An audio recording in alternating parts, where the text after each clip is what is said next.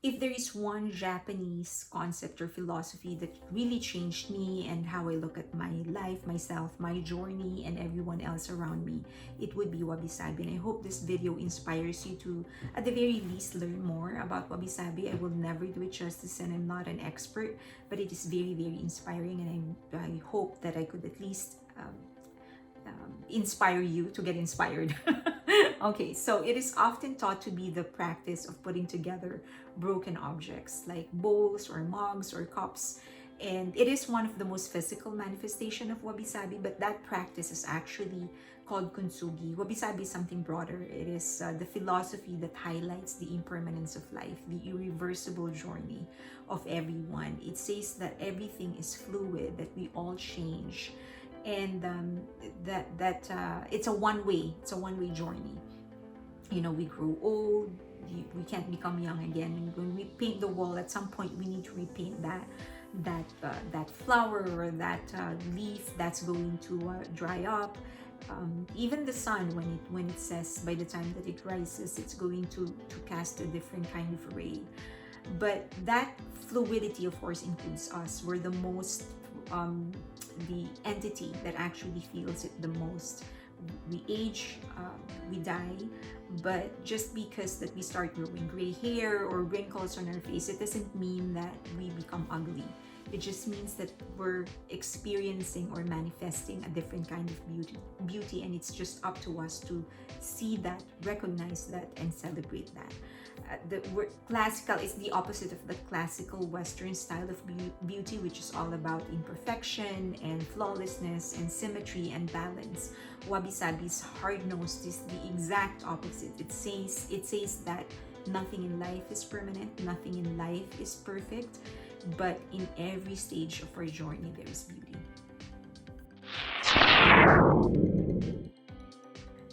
Wabi-Sabi are actually two separate concepts. Wabi is actually the recognition of beauty in humble simplicity, not by the standards or not through the standards dictated by society, but from a spiritual experience. It's not materialism, but spiritual.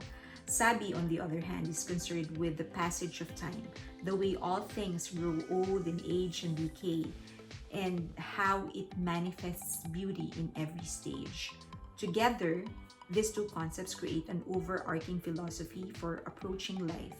It says that accept life fully in every stage of it.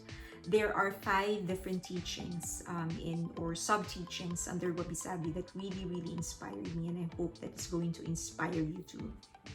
Number 1, through acceptance, you find freedom. Out of acceptance, you find growth. There is this word in Japanese, it's called okitamo, and this is how it goes. You lose your job, okitamo. The weather forecast actually is supposed to be sunny, but now it's raining. Now your wardrobe is out, your outfit is ruined, and the event has to be canceled, and everything is all messed up. Okitamo. You lost someone that you love, or your boyfriend or girlfriend or partner broke up with you. Okitamo. You got into an accident and now you need the cast and you can't do the things that you're supposed to do and you missed an opportunity. Okitamo. Okitamo actually means I humbly accept everything fully. It is acceptance to the core. It is the understanding that when you accept something fully, all the good and bad things that life throws at you, the lighter you will feel and the more logical you will become. The more you can think better and work around the bad situation instead of wasting your energy fighting it or wallowing.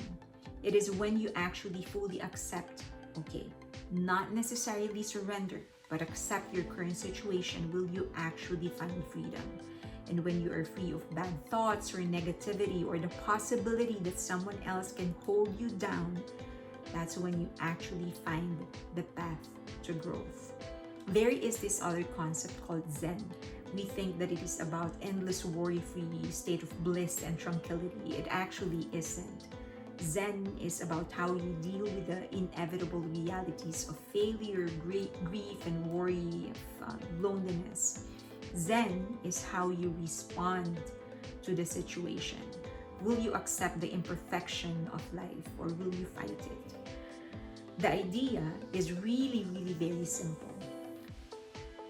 When you continue to resist, you compound the pain.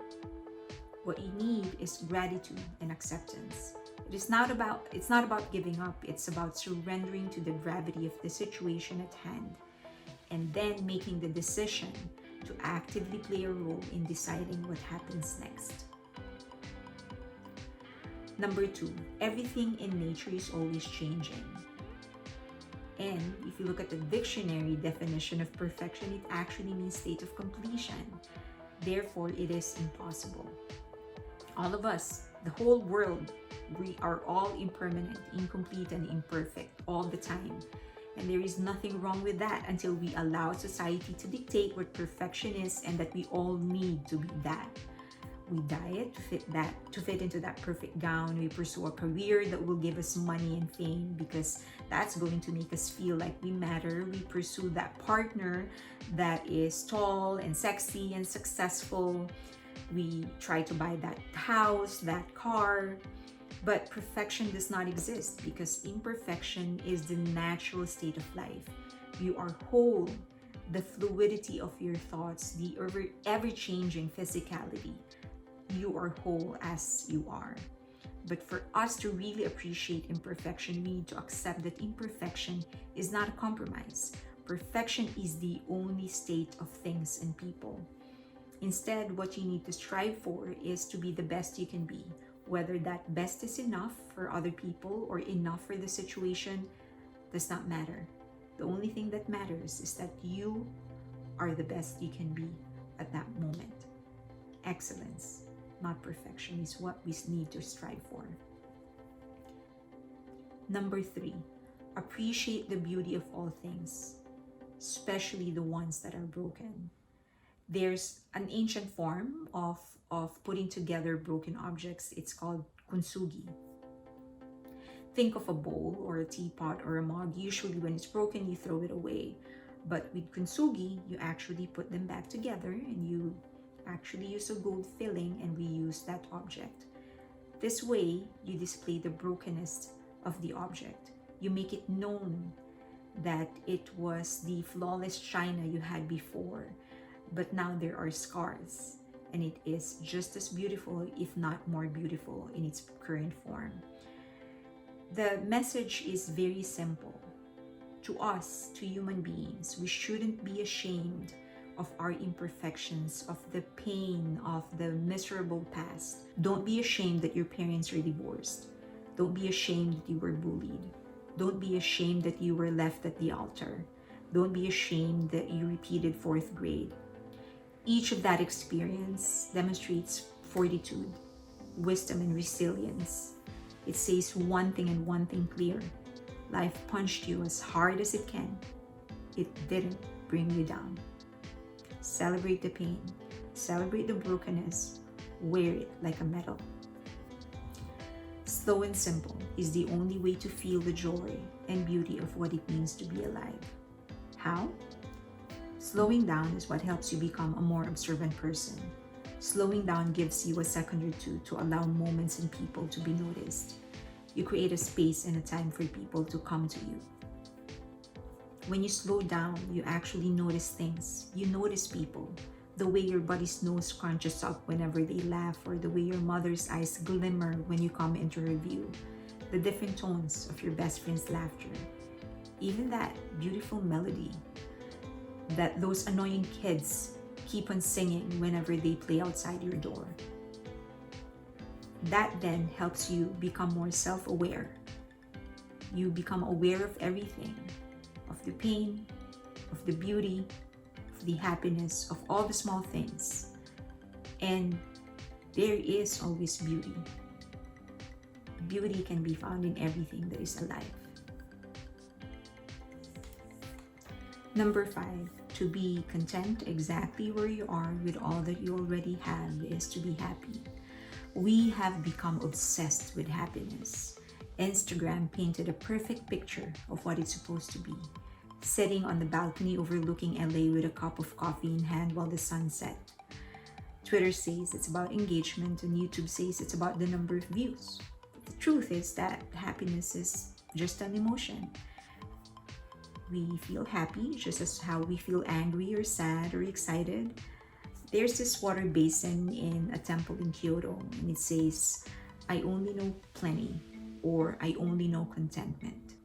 Contentment in everything. And I thought, wow, that's such a powerful thing, because if you actually look beyond the words and the initial impression of what the sentence means, it means that we need to be content in each of the emotion that we feel. We have to be content in our anger. We have to be content in our grief. We have to be content in our rejection. We have to be content in our sadness. But there's even something bigger than that. It means what I have is all I need. And with gratitude comes happiness. Wabi-Sabi really reminds us that life is temporary. It is impermanent. Everything will pass. Everything will decay. Everything will die. So why not just allow it to be? Why don't we just allow ourselves to be?